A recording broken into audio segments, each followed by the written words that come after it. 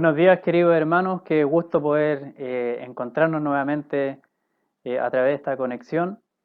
Mi nombre es Emanuel.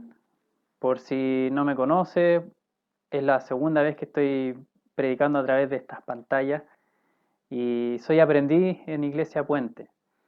Y hoy día tengo la gustosa misión de poder compartir lo que es la segunda parte de nuestra serie Habacuc.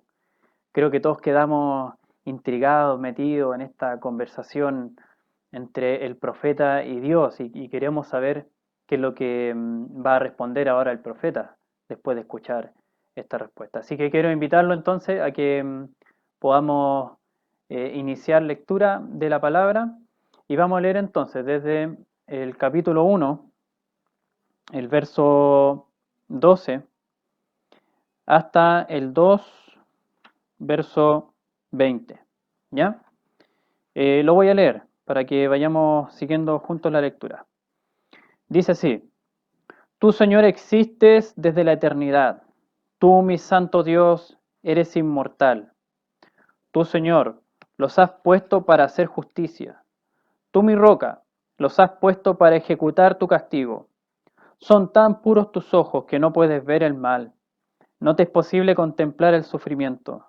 ¿Por qué entonces toleras a los traidores? ¿Por qué guardas silencio mientras los impíos se tragan a los justos? Has hecho a los hombres como peces del mar, como reptiles que no tienen jefe. Babilonia los saca a todos con anzuelo, los arrastra con sus redes, los recoge entre sus mallas, y así se alegra y regocija.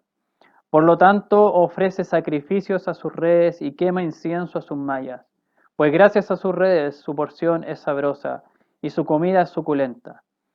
¿Continuará vaciando sus redes y matando sin piedad a las naciones?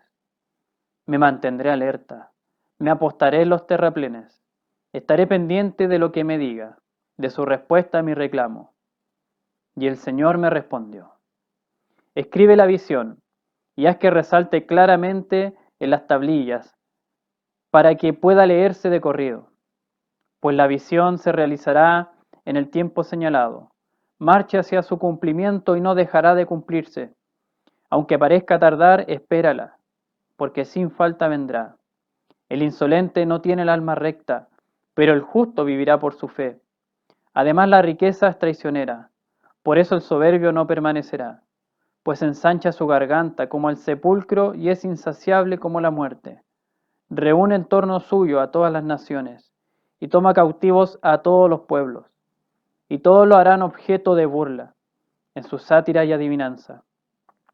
Ay del que se hace rico con lo ajeno y acumula prendas empeñadas. ¿Hasta cuándo seguirá con esta práctica? ¿No se levantarán de repente tus acreedores? ¿No se despertarán para sacudirte y despojarte con violencia? Son tantas las naciones que has saqueado, que los pueblos que se salven te saquearán a ti. Porque es mucha la sangre que has derramado y mucha tu violencia contra este país, contra esta ciudad y sus habitantes. Ay del que llena su casa de ganancias injustas, y en un intento por salvar su nido y escapar de las garras del infortunio. Son tus maquinaciones la vergüenza de tu casa. Exterminaste a muchas naciones, pero causaste tu propia desgracia. Por eso, hasta las piedras del muro claman y resuenan las vigas del enmaderado. Ay del que construye una ciudad con asesinatos y establece un poblado mediante el crimen. ¿No ha determinado el Señor Todopoderoso que los pueblos trabajen para el fuego y las naciones se fatiguen por nada? Porque así como las aguas cubren los mares, así también se llenará la tierra del conocimiento de la gloria del Señor. Ay de ti, que emborrachas a tu prójimo, ay de ti, que lo embriagas con vino para contemplar su cuerpo desnudo. Con esto te has cubierto de ignominia y no de gloria. Pues bebe también tú y muestra lo pagano que eres. Que se vuelque sobre ti la copa de la diestra del Señor y sobre tu gloria la ignominia. Que te aplaste la violencia que cometiste contra el Líbano, que te abata la destrucción que hiciste de los animales, porque es mucha la sangre que has derramado, y mucha tu violencia contra este país, contra esta ciudad y sus habitantes. ¿De qué sirve una imagen si quien la esculpe es un artesano? ¿De qué sirve un ídolo fundido si tan solo enseña mentiras? El artesano que hace ídolos que no pueden hablar solo está confiando en su propio artificio. Ay del que le diese al madero despierta, y a la piedra muda levántate. Aunque están recubiertos de oro y plata, nada pueden enseñarle, pues carecen de aliento de vida. En cambio el Señor está en su santo templo. Guarde toda la tierra silencio en su presencia. Bien, esta es la palabra del Señor entonces que hemos leído, que hemos escuchado. Y antes de comenzar esta reflexión, me gustaría que pudiéramos orar juntos. Bien. Amado Dios, bendito Padre Celestial, queremos agradecer primero que todo el poder estar esta mañana conectados como iglesia y conectados con tu palabra. Te pedimos, Señor, que la medida entonces que vayamos profundizando en tu palabra, que tu Espíritu Santo nos hable, que tu Espíritu Santo, Señor, no solo nos informe, sino que nos transforme también por medio de tu palabra. Baja todas nuestras barreras, baja toda nuestra dureza de corazón, Señor, y háblanos, Padre. Queremos oírte, Señor, profundizando entonces por medio de esta palabra. En el nombre de Jesús te lo pedimos, Señor. Amén. Bien. Para comenzar quisiera contarte algo que me pasó en uno de los colegios donde trabajaba anteriormente. Había un estudiante muy inteligente con el que una vez hablamos acerca del problema del mal, el problema del mal en el mundo. Y para ello él se refirió a un antiguo filósofo griego que cuestiona la fe en Dios. Su pensamiento se presenta como el problema de Epicuro. De hecho, lo pueden buscar en Google después para saber de qué se trata. Pero te lo voy a decir. Dice más o menos así, dice, si el Dios cristiano, que todo lo sabe, es todopoderoso y de infinita bondad, existe, entonces el mal no debiera existir. Porque si fuera el que todo lo sabe, sabría todo acerca del mal y también el cómo detenerlo. Si fuera todopoderoso, podría detenerlo. Y si fuera de infinita bondad, desearía detenerlo. Sin embargo, el mal existe y sigue existiendo. Por lo tanto, o no hay Dios, o no es el Dios que los cristianos pretenden. En ese momento que conversamos, me pareció muy astuto su cuestionamiento. Y con el breve tiempo que dura un recreo en el colegio, solo pude decirle que Dios es mucho más grande que nuestro razonamiento y hay misterios que son difíciles de comprender. ¿Ya? Como que me la saqué rápido, por decirlo de una manera. Pero me hubiese gustado haber leído Habacuc antes de tener esa conversación, porque Habacuc va a apuntar a este problema. Tal vez tú hoy te formulas el mismo problema y te cuesta aceptar que el Dios justo de la Biblia sea quien dice ser. Cuando vemos tanta injusticia a nuestro alrededor, Habacuc se enfrenta a este problema y nos presenta la respuesta de Dios sobre su justicia en dos aspectos muy importantes a considerar. Primero nos dice que la fe en el Dios justo no está libre de crisis. Y también nos va a decir que la fe en el Dios justo salvará al creyente. ¿Bien? Bueno, ¿por qué decimos que la fe en el Dios justo no está libre de crisis? Como vimos el domingo pasado, Habacuc se quejaba por el pecado de su propio pueblo y pedía a Dios que hiciera algo para frenar tanta injusticia que había a su alrededor. Y Dios le respondió que usaría a los caldeos para castigar el pecado de su pueblo. Y esto produce una tremenda crisis en la fe de Habacuc. Es que a Habacuc no le gustó la manera en que Dios restablecerá la justicia en su pueblo, aun cuando él lo desea. Él mismo le pide a Dios, haz algo, interviene, desea que se restablezca la justicia. Pero parece que el modo en que Dios lo va a hacer le provoca una crisis, ¿ya? no le gusta, quizá. ¿Por qué? Porque dentro de su esquema mental, el carácter de Dios es incompatible con la naturaleza despiadada e impetuosa de los caldeos. ¿Te fijaste? Capítulo 1, verso 6. Esa es la manera en que describen a los caldeos. Pueblo despiadado e impetuoso. Y fíjate cómo es que Habacuc nos presenta este conflicto.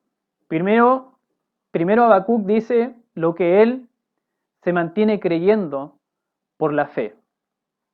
Es decir, aun cuando está sucediendo todo esto, él se mantiene creyendo lo siguiente, que son los atributos de Dios. Habacuc sigue creyendo que Dios es eterno, que Dios es santo y es justo. Fíjate cómo lo dice en los versos 12 y 13 que acabamos de leer. Tú, Señor, existes desde la eternidad. Ahí está, eterno. Tú, mi santo Dios, eres inmortal, santo. Tú, Señor, los has puesto para hacer justicia. Tú, mi roca, los has puesto para ejecutar tu castigo.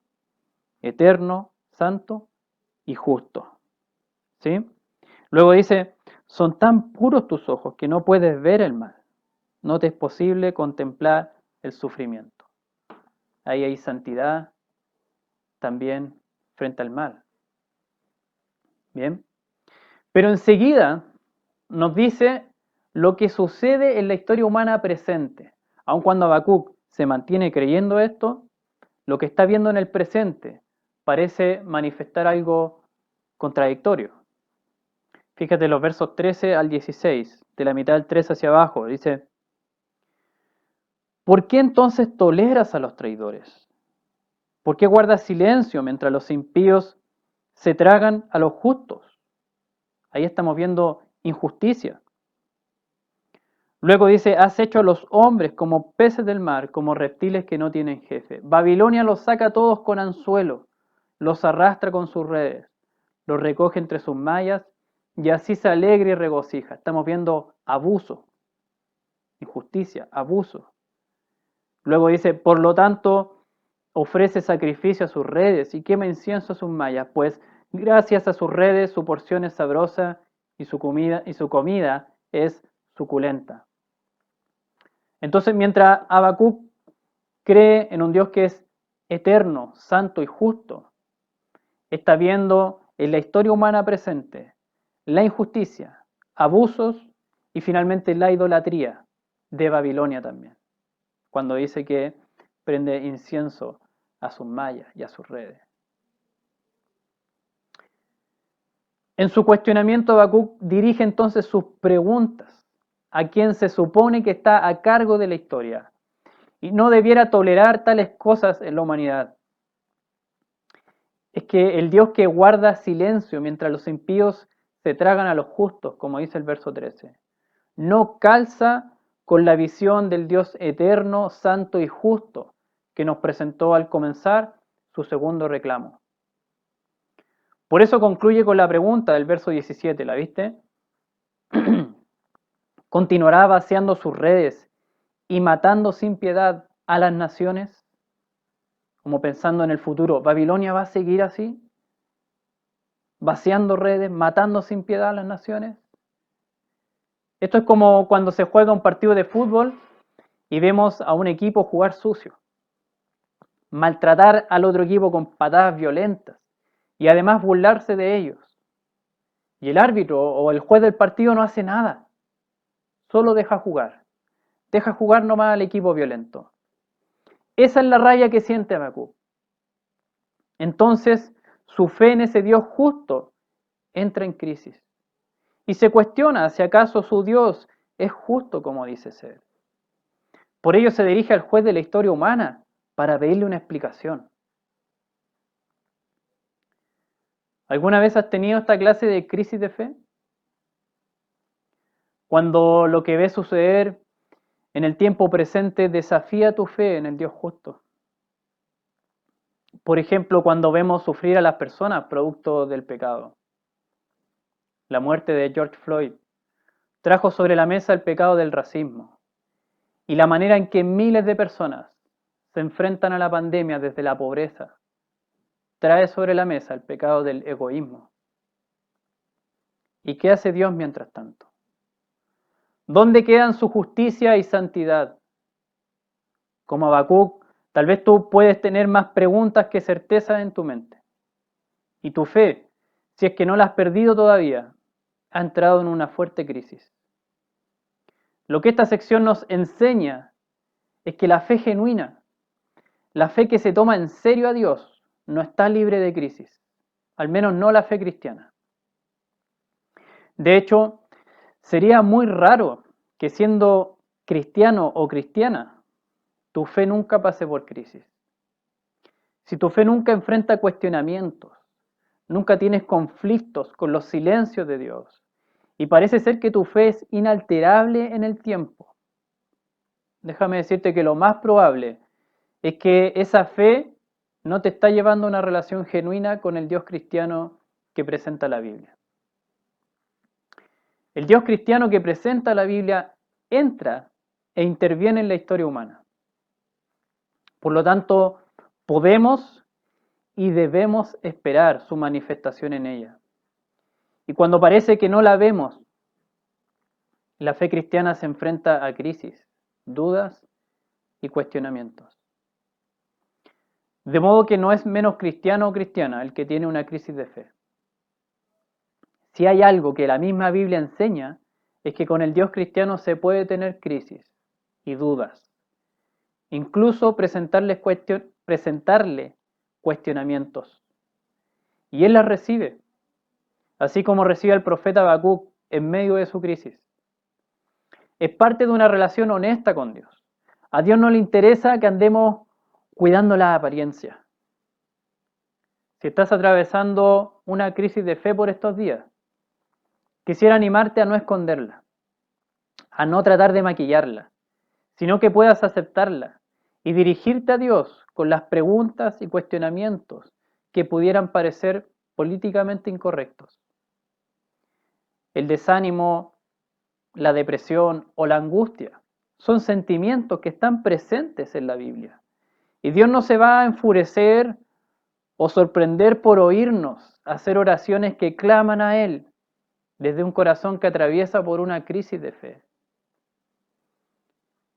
Y si acompañas a alguien que atraviesa crisis de fe, lejos de reprocharle su crisis o condenarle por ello, la fe cristiana nos anima a acompañar a nuestro hermano o hermana en su crisis.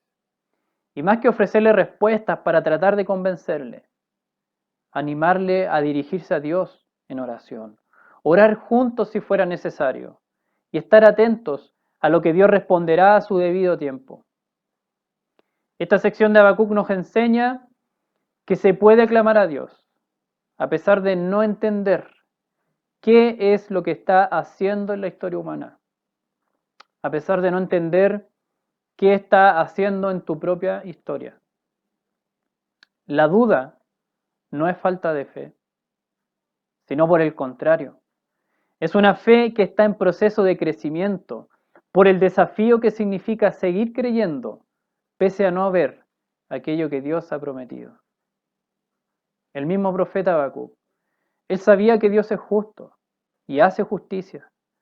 También sabía de la promesa del reino de Dios en su pueblo, pero se siente desafiado en su fe porque no ve la justicia que Dios traería sobre su pueblo, sino la ruina de ellos a manos de los caldeos. Entonces que Dios nos sostenga en medio de nuestras crisis de fe, para que éstas sirvan de crecimiento espiritual en nuestras vidas cristianas. Bien, entonces hemos visto cómo la fe en el Dios justo no está libre de crisis, pero también Habacuc nos va a enseñar que la fe en el Dios justo salvará al creyente. Vemos a Habacuc en medio de su crisis de fe, perdón, y ahí hace un tremendo acto de fe. En medio de la crisis, Habacuc hace un tremendo acto de fe, porque su actitud es la de un hombre que confía en Dios. Tiene la confianza en que Dios le dará una respuesta a su debido tiempo. Por eso dice en el verso 1, en el capítulo 2, Estaré pendiente de lo que me diga, de su respuesta a mis reclamos. En vez de huir de Dios, de quien es objeto de su crisis, Habacuc nos enseña a ir en oración a Dios mismo y a estar atentos a su palabra para recibir respuesta. Y Dios responde a Habacuc demostrando que realmente es el Dios justo. Y el impío no quedará sin castigo. En primer lugar, es como si Dios recogiera el guante de Habacuc y le dice qué va a suceder con Babilonia, los versos 5 y 6 del capítulo 2. Dice, además la riqueza es traicionera, por eso el soberbio no permanecerá, pues ensancha su garganta como el sepulcro y es insaciable como la muerte. Reúne en torno suyo a todas las naciones y toma cautivos a todos los pueblos. Y estos lo harán objeto de burla en sus sátiras y adivinanzas. Las palabras de Dios describen al imperio babilónico. Si te fijaste, la riqueza que posee, que reúne a las naciones, que toma cautivos a los pueblos. Así todo, dice, su fin es la ruina y terminará siendo objeto de burla, dice el verso 6. Pero enseguida Dios le muestra a Habacuc que él es más santo y justo que lo que el profeta cree. Y dirige su juicio de manera universal, del verso 6 de la mitad en adelante, hasta el verso 20. Las declaraciones de Habacuc en el verso 13 son tan puros tus ojos que no puedes ver el mal. Aquí tienen un eco en este juicio universal que comienza con un ay del que, si te fijaste, ay del que.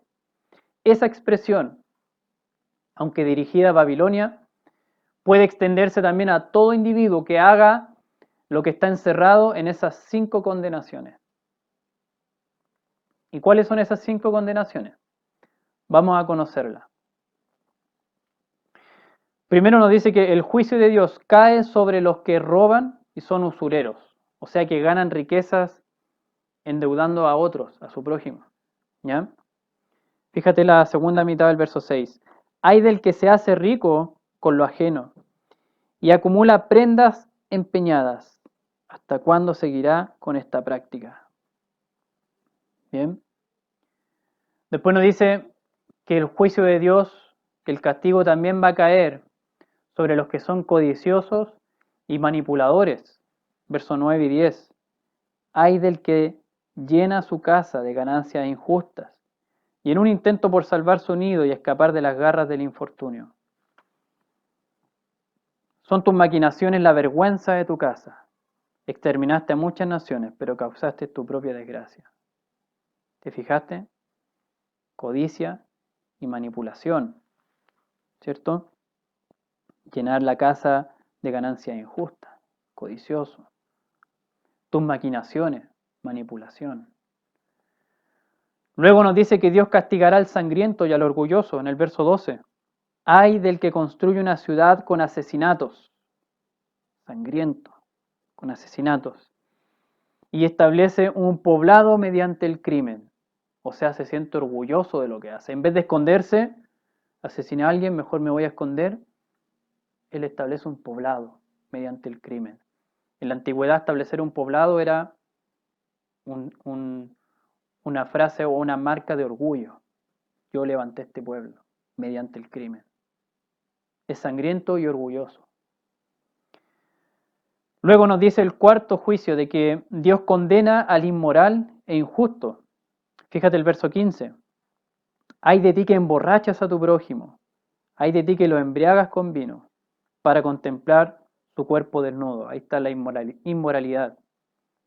Y el injusto, verso 17, dice, porque es mucha la sangre, la mitad del verso 17 en adelante, porque es mucha la sangre que has derramado, y mucha tu violencia contra este país, contra esta ciudad y sus habitantes. ¿Ya? Es mucho, ha sido una fuerza desmedida, has actuado con una violencia excesiva, injustamente, contra este país. Y finalmente la condenación de Dios viene sobre los idólatras. Verso 19. Ay del que dice al madero despierta, y a la piedra muda levántate. Aunque están recubiertos de oro y plata, nada pueden enseñarle, pues carecen de aliento de vida. Ahí está la idolatría. ¿Sí? 5 condenaciones de una justicia universal de Dios en contra del mal y del pecado. A esta altura entonces Dios le ha demostrado a Habacuc que Él está más preocupado por la injusticia y el pecado de la humanidad de lo que el profeta creía. Y su juicio vendrá no solo sobre Babilonia, sino sobre cualquier otra nación o individuo que siga sus pasos, lo cual incluye al mismo pueblo de Dios. Porque no olvidemos que el primer reclamo de Habacuc es una queja a Dios por la violencia e injusticia de su propio pueblo. Lo vimos el domingo pasado, capítulo 1, versos 1 al 4. Habacuc quejándose por el mal de su propio pueblo. Y si vamos a los libros históricos de la Biblia, como Segunda de Reyes, capítulos 24 y 25, vemos el escenario donde el pueblo de Dios en la época de Habacuc siguió los mismos pasos de la condenación. Robo, usura, codicia, manipulación, impiedad, orgullo, inmoralidad, injusticia e idolatría. Por lo tanto, es justo que Dios castigue a su pueblo por medio de los caldeos. La respuesta de Dios tiene un estándar de santidad y justicia mayor que el de Habacuc. Es como si Dios dijera al profeta: ¿crees que debo castigar a Babilonia por su injusticia y su pecado? ¿Acaso mi pueblo al cual tú perteneces no ha sido injusto y pecador también? Pues sí, castigaré a Babilonia, pero también mi juicio viene sobre todo aquel que se rebela en mi contra y vive una vida de pecado, apartado de mí. Tú y tu pueblo no están fuera del alcance de mi justicia. Si debo acabar con el mal y castigarlo, eso te incluye a ti y a tu nación. Y es que si Dios solo castiga o acaba con el mal destruyendo a algunos y pasa por alto a otros, entonces no sería el Dios justo que la Biblia nos enseña. Por eso en la respuesta a Habacuc, Dios dice: así como las aguas cubren los mares, así también se llenará la tierra del conocimiento de la gloria de Dios. En el verso 14, capítulo 2, ¿lo viste? Es decir, que toda la tierra, o sea, la humanidad completa, sabrá del juicio del Dios justo, como un diluvio o un tsunami que inunda con poder arrasador las tierras. Así vendrá el día en que el juicio de Dios será conocido por todos y será glorificado, o sea, admirado por su justicia. ¿Alguna vez has tenido la expectativa de justicia de Habacuc? Cuando ves el mal alrededor tuyo y dices, tal como decía el filósofo Epicuro, si Dios fuera todopoderoso, podría detener el mal. Y si fuera de infinita bondad, desearía detenerlo. El problema de Epicuro, y que también tenía Habacuc, es que no están tratando a Dios como realmente se presenta en la historia bíblica. Para ellos, Dios es como un ser que vive el día a día. Y si el mal no se acaba en el tiempo en que el hombre hace la pregunta, entonces parece ser que Dios es injusto o no existe. Pero el Dios que presenta la Biblia es eterno y no improvisa día a día. Él tiene un propósito con la historia humana, y es que un día toda la tierra será llena del conocimiento de la gloria de Dios, como lo leímos en el verso 14, haciendo el mayor bien posible a su debido tiempo. Por otro lado, el estándar de santidad y justicia humano es más bajo que el estándar de verdadera santidad y justicia de Dios. Si Epicuro desea ver a Dios acabando con el mal, debiera comenzar por destruirlo a él en primer lugar, por cualquiera de los pecados que Dios condena. Esto es lo que Habacuc tuvo que enfrentar en la respuesta de Dios. La justicia de Dios viene sobre todo aquel que haga lo malo y peque en su contra. El profeta, reclamando justicia, entonces no tuvo más que guardar silencio en presencia de Dios, pues él y su pueblo merecen el castigo justo de Dios, usando a los caldeos para ello. Cuando vemos el pecado a nuestro alrededor haciendo daño a las personas y a Dios haciendo silencio frente a ello, no significa que no hace nada. El juicio justo de Dios viene en el tiempo que Él ha señalado, tal como le dijo a Habacuc en el verso 3. Esto debería llevarnos a pensar entonces, ¿cómo es que estamos tratando a Dios en nuestra crisis de fe? ¿Qué clase de justicia esperamos ver de su parte? Porque la justicia de Dios viene sobre todo individuo y nación. Si quisiéramos que Él acabe con el mal, el pecado y sus consecuencias, debe comenzar por cada uno de nosotros que hemos hecho los pecados que Dios condena. Entonces, como ves, la respuesta de Dios es tan buena como mala noticia a la vez para Habacuc. Puede ser una mala noticia porque, como ya vimos, el juicio de castigo viene merecidamente también sobre su pueblo por sus pecados. Si reclama justicia, tendrá que aceptar que esa justicia condena a Babilonia, pero también condena a su nación pecadora. Sin embargo, glorioso sin embargo, la respuesta de Dios es también una buena noticia. La razón está en la sentencia que Dios hace en el verso 4, capítulo 2.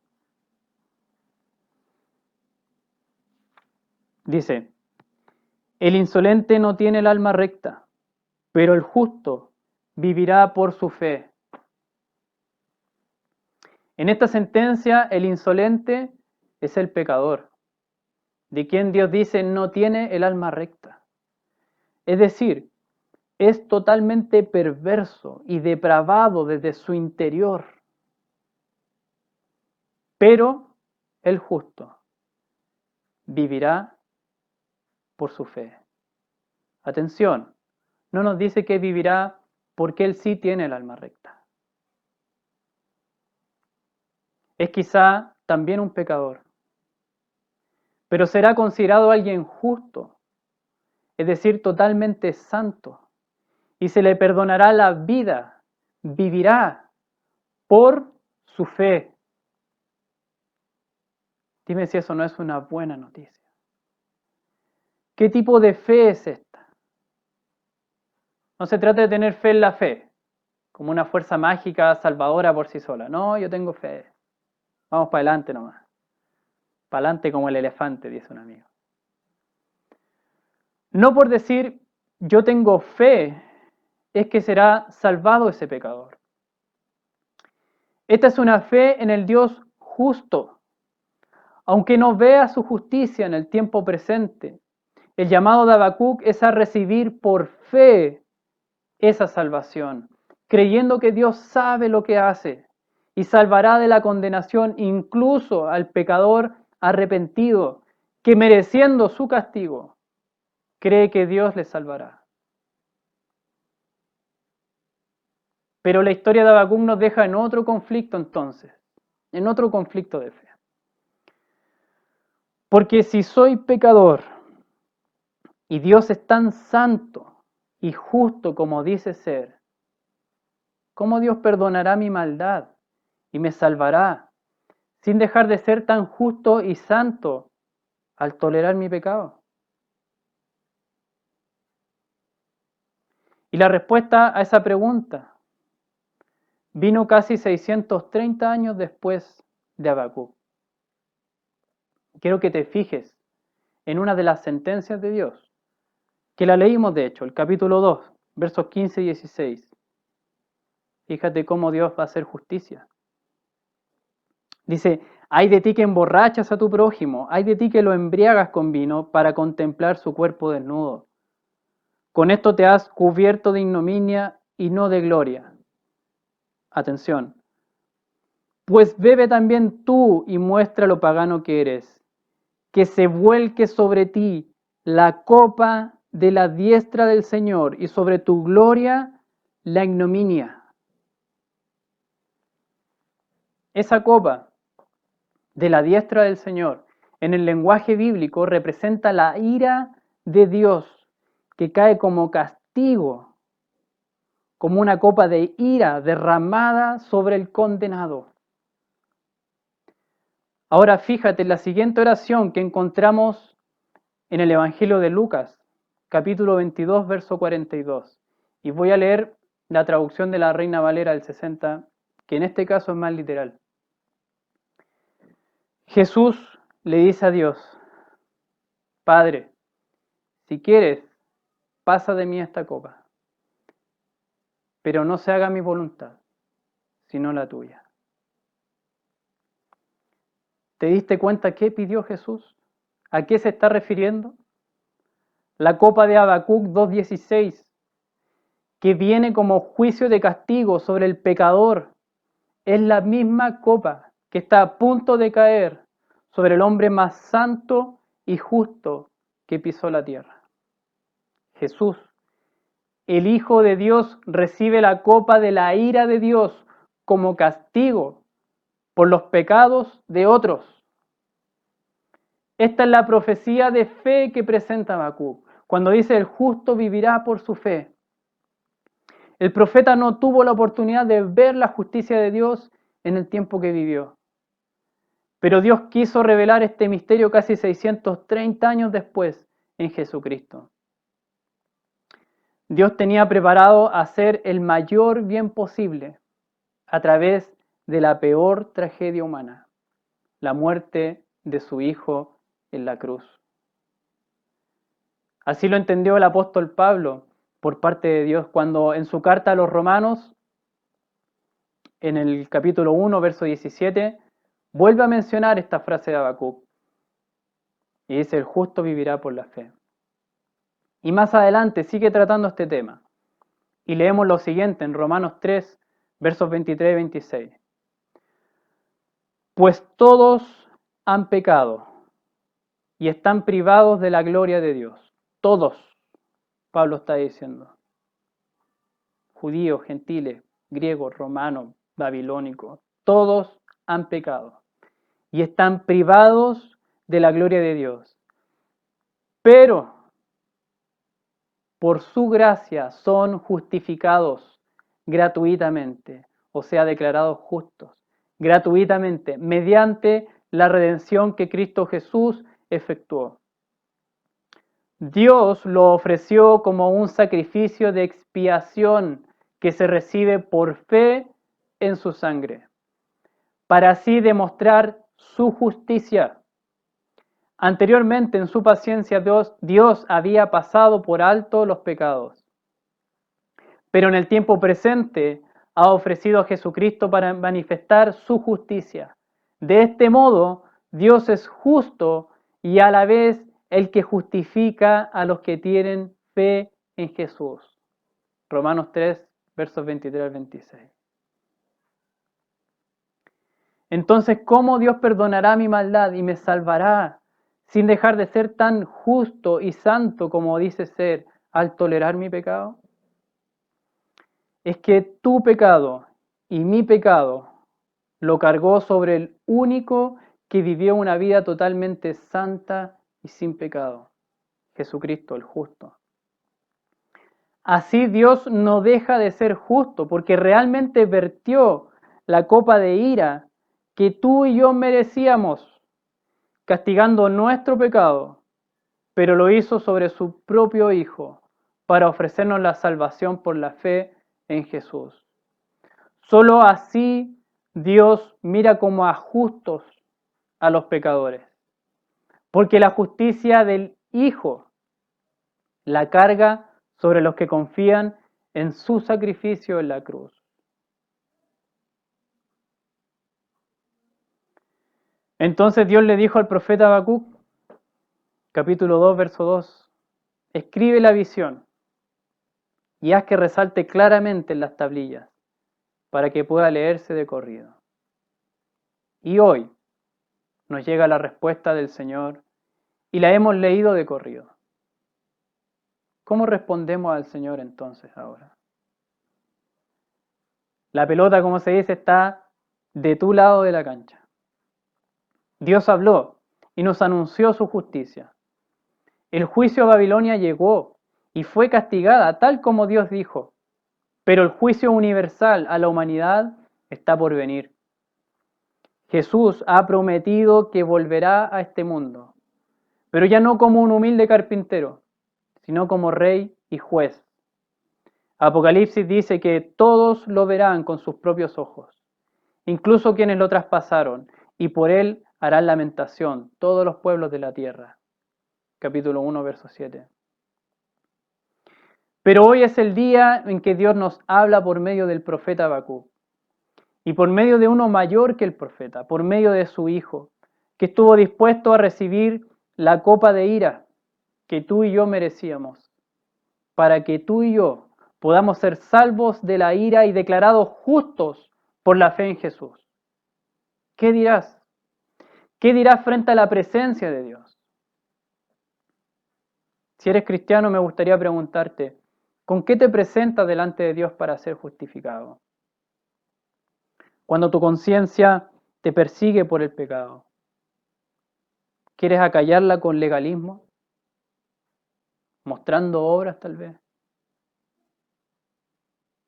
¿Con autoflagelación, autocondenación? ¿Qué miserable soy? ¿Despreciándote a ti mismo por tu pecado? ¿O con sacrificios? Señor, voy a hacer esto para ti, esto por ti.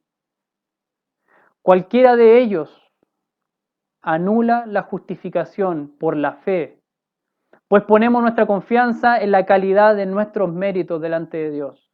El problema es que con ello rechazamos a Cristo y nos ofrecemos falsos Cristos para obtener la paz y reconciliación con Dios. Pero Dios no acepta otro medio de justificación que no sea por la fe en Cristo Jesús. La cruz es el único sacrificio suficiente para recibir su perdón y ser considerado justo delante de Dios. Necesitamos recordarnos el Evangelio y volver a la cruz para lidiar con nuestro pecado y gozarnos en la salvación de Dios. Si no eres cristiano y estás escuchando esto, déjame decirte que el juicio de Dios se ha revelado. Y Él ama, pero ama con un amor santo y debe juzgar tu pecado. Y estás en serios problemas ante su justicia.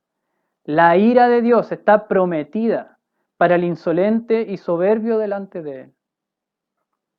Pero hoy vivimos en tiempos de gracia, donde Dios llama al pecador al arrepentimiento y recibir el perdón de sus pecados gracias a que otro, con mayúscula, recibió la ira de Dios en su lugar. Jesucristo, el justo, el santo. En la cruz recibió toda la ira de Dios que tú y yo merecíamos, para que seamos justificados delante de Dios. No huyas de Dios ante su juicio. Más bien corre hacia Él abrazando la cruz y recibe por la fe, la salvación que está ofrecida al pecador que confía en la justificación alcanzada por Jesús. Querido hermano, oremos. Oh Señor, cómo no alabarte, Señor, cómo no adorarte, Padre, por tus maravillas, Señor. Cómo no adorarte por tu justicia. Oh, gracias, Señor. Te damos gracias porque nosotros merecíamos en primer lugar tu condenación y tu castigo.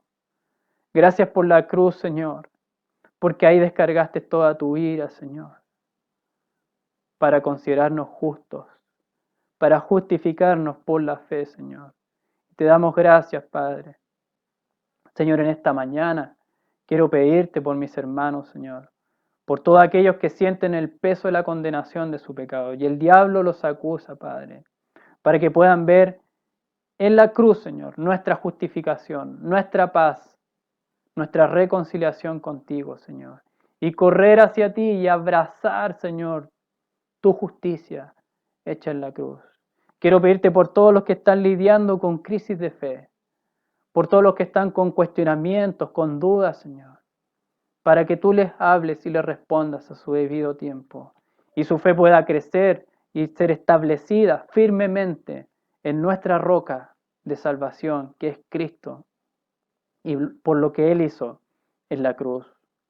Quiero pedirte también por los que escuchan, por los que tal vez no te conocen, Señor, para que este tiempo, quizá un tiempo donde estamos sufriendo producto de la pandemia, pueda ser un tiempo también de poder mirar hacia ti, de mirar tu justicia, tu misericordia derramada en la cruz, Señor, y puedan ser reconciliados contigo también, Señor. Quiero pedirte todo esto en el nombre poderoso de tu Hijo Jesucristo. Para Él sea la gloria y la alabanza eternamente. Amén. Bien, mis queridos hermanos, qué rico poder compartir con ustedes la palabra de Dios y qué rico también poder estar conectados a través de estos medios. Quiero invitarlos a que sigamos conectados durante la semana en las comunidades misionales, llamados telefónicos unos a otros. Estemos también atentos a las necesidades de la iglesia, de nuestros hermanos y de nuestro prójimo. Que el Señor los bendiga. Nos vemos en una siguiente oportunidad. Chao.